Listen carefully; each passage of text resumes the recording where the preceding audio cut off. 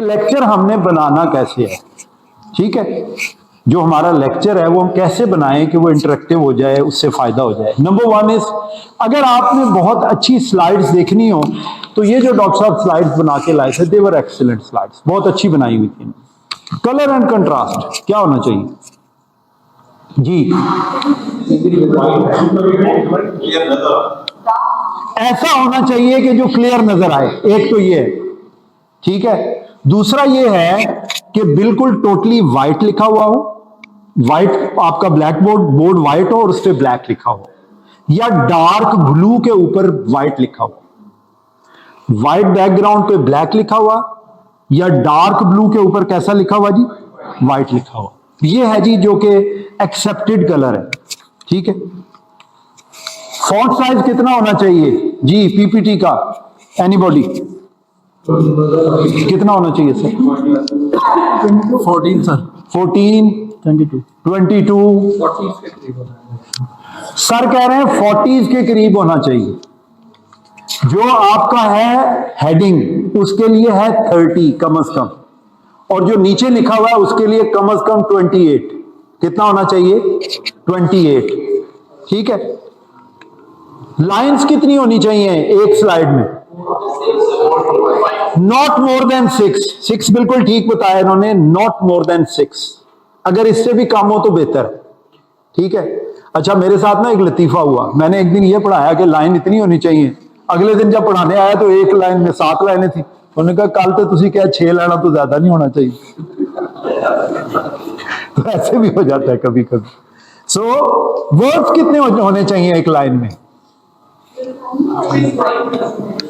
6 into 6। याद क्या रखना है? 6 लाइनें और 6 वर्ड्स। देखे ना, मैंने जो लिखी हुई है कितने हैं? पहले में 2 हैं, दूसरे में 2 हैं, एक है, ज्यादा नहीं होने चाहिए वर्ड्स। कीवर्ड्स आप लिखे। ठीक है, बुलेट्स का यूज करना चाहिए कि नहीं करना चाहिए? देखिए बुलेट्स का फायदा ये, अगर आपने टेक्स्ट लिखा हुआ होगा तो कम लोग पढ़ेंगे या कम लोग देखेंगे, लेकिन बुलेट्स में ये है कि आपके पॉइंट्स वाइज ना याद भी रह जाती हैं चीजें। इसका क्या मतलब है स्पीक का? कौन बताएगा इससे क्या मुराद है? स्पीक है सर, इसे पकड़ें। हाँ इसमें बताइए सर। जो लिखा हुआ है मतलब उनको एज सच ना पढ़ा जाए, उसको एक्सप्लेन। ये बड़ी जबरदस्त बात की इन्होंने। जो लिखा हुआ है उसको मत पढ़ो, लिखे आप कीवर्ड, एक्सप्लेन खुद करें।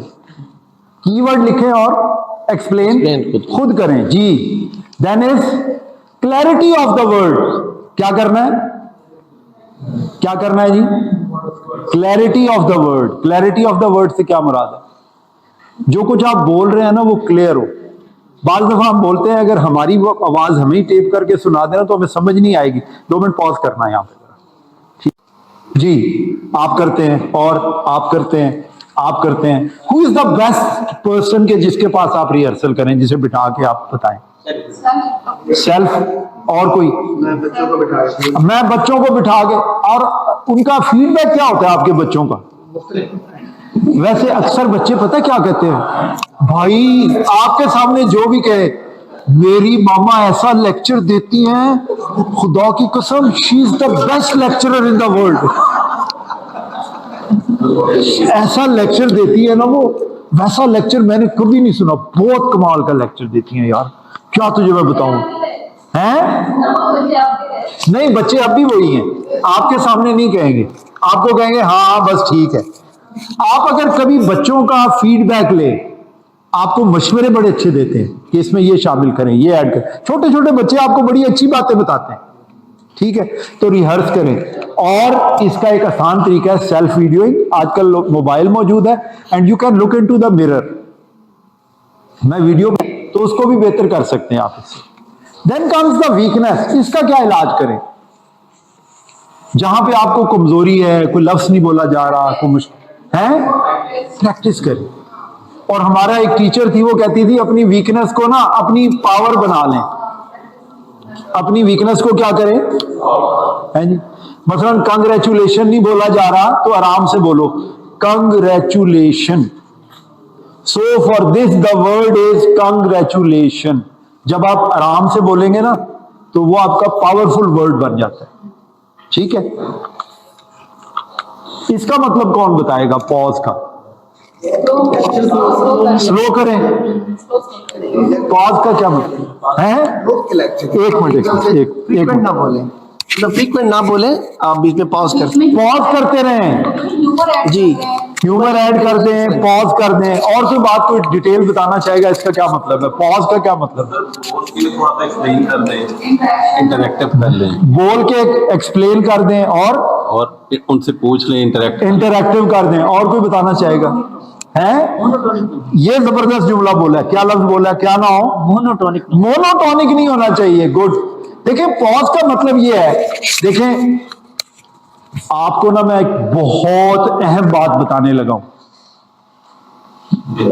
वो ये है कि हर इंपॉर्टेंट बात के करने से पहले 2 से 3 सेकंड का पॉज ले लें। आप सारे मुतवज्जे हो गए थे कि नहीं? मैं थोड़ा सा रुका। जब आप बात करते करते ना, आप कुछ भी ना करें, कहीं जा रहे हैं ना, कोई अगर सुन नहीं रहा ना, कुछ भी ना करें, वहां जाके ना वैसे खड़े हो जाए। आप देखेंगे वो खुद ब खुद मुतवज्जे हो जाए। यही हाल पॉज का है। जब आप थोड़ा सा पॉज लेते हैं ना, लोग खुद ब खुद मुतवज्जे हो जाते हैं। हर इंपॉर्टेंट फैक्ट बताने से पहले थोड़ा सा रुक जाए। क्या करें? थोड़ा सा रुक जाए। बच्चों को जब मजेदार चीज खिलानी हो तो क्या करते हैं? भाई आज बड़ी मजे की चीज है, लेकिन पहले ये साइड पे रखिए, पहले ये काम करना। तो सारे बेचैन हो जाते हैं। तो क्या करना है आपने? This is the role of the pause. और इंटरेक्शन बड़ा इंपॉर्टेंट है। क्या चीज इंपॉर्टेंट है? इंटरेक्शन अगर नहीं है तो आपका लेक्चर का मजा नहीं आएगा। गैगनीज 9 इवेंट ऑफ इंस्ट्रक्शन। ये डॉक्टर साहब मैं इसकी बात कर रहा था, जरा जल्दी से देख लें। आप लोग देखते रहते हैं इन चीजों को। Like gaining attention. सबसे पहले आपने अटेंशन गेन करनी है। Inform learners about the objective. इधर से किसी ने कहा था ऑब्जेक्टिव्स ऐड कर दें, ठीक है। Thirdly activate the prior knowledge.